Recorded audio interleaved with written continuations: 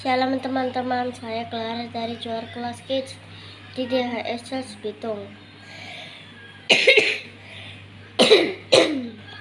Kali ini saya akan menceritakan bahan saat itu anak tanggal 16 November 2023 dari judul Perumpamaan Seorang Penabur. Teman-teman, Injil Matius sudah menuliskan tentang perumpamaan seorang penabur yang diceritakan oleh Tuhan Yesus. Injil Markus juga menulis perumpamaan yang sama. Markus adalah rekan sekerja Rasul Paulus dan dalam kitab Kisah Para Rasul.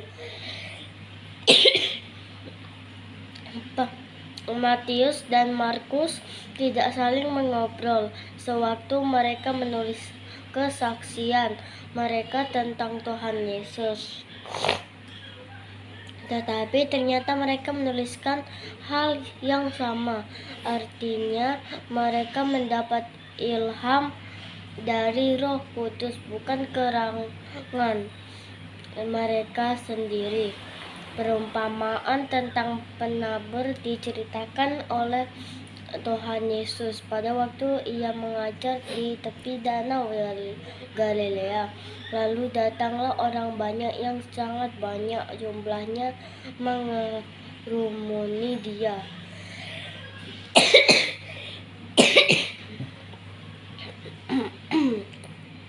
Tuhan Yesus naik ke sebuah perahu yang sedang berlabuh lalu duduk di situ, sedangkan semua orang banyak itu di darat di tepi danau itu.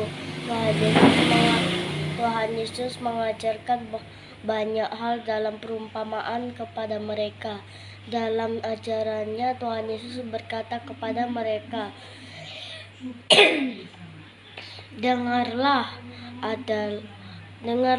adalah seorang penabur keluar untuk menabur.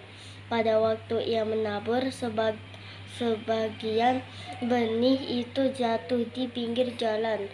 Lalu datanglah burung dan memakannya sampai habis. Sebagian jatuh di tanah yang berbatu yang tidak banyak tanahnya, lalu benih itu pun segera tumbuh karena tanahnya tipis. Tetapi sesudah matahari terbit, layulah ia dan menjadi kering karena tidak berakar.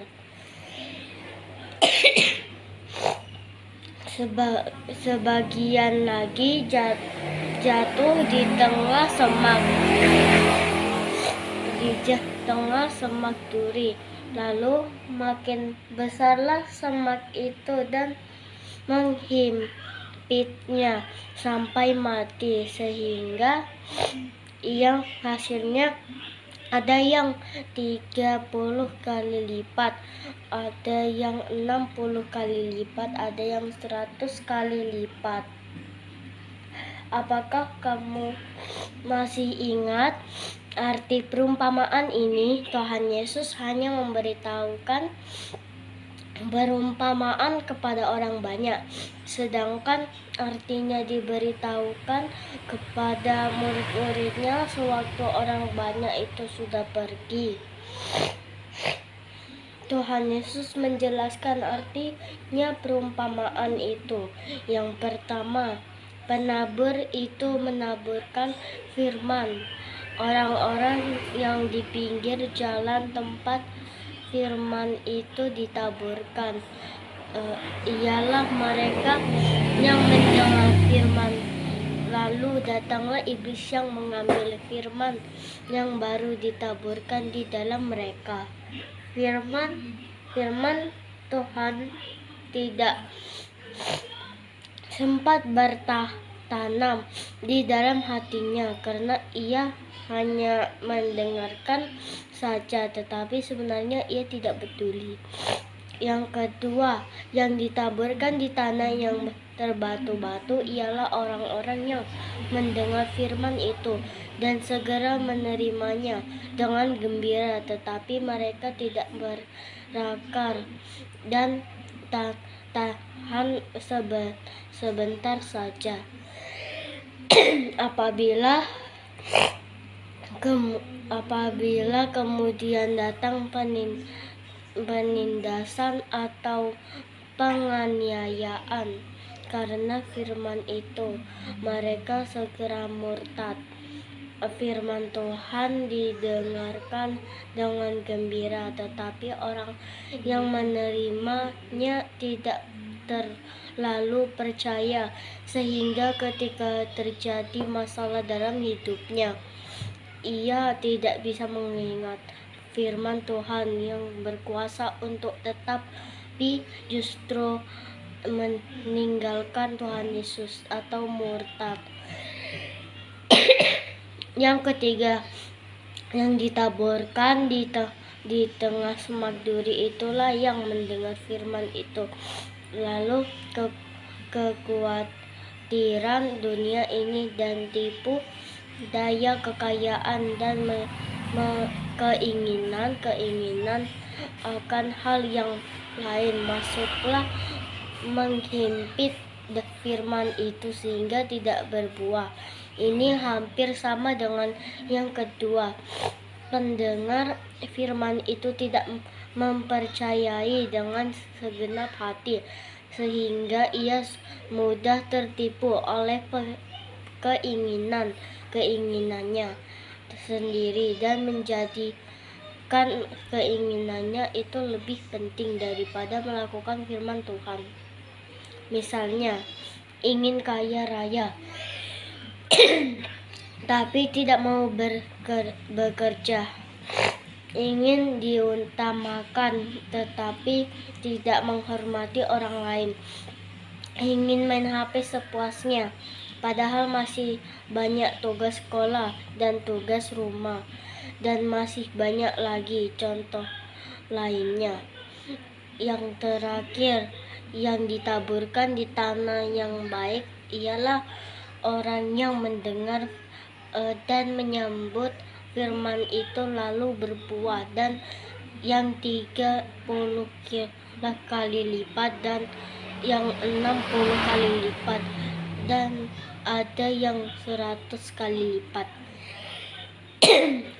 Inilah yang Tuhan Yesus inginkan, yaitu jika kamu mendengarkan firman Tuhan dan bersukacita karena kamu mengerti maksudnya, kamu akan menyimpan firman itu dan merenungkannya siang dan malam. Dengan demikian kamu akan berbuah banyak dan memuliakan Tuhan dimanapun kamu berada. Nah, sekarang ke bagian pertanyaan. 1. Dalam perumpamaan yang Tuhan Yesus ceritakan tentang seorang penabur yang menabur benihnya, dan benihnya jatuh di 4 jenis tanah. Apa saja itu? Jawabannya, di pinggir jalan, di tanah yang terbatu-batu, di tengah semak duri, dan di tanah yang baik. 2.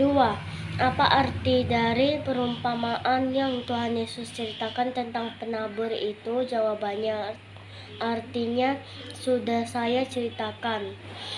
3.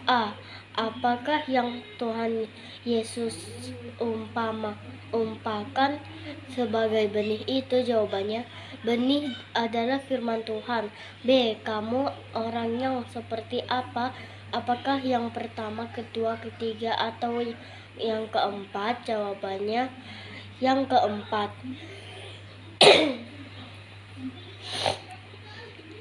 Demikian teman-teman, Tuhan Yesus memberkati. Dah.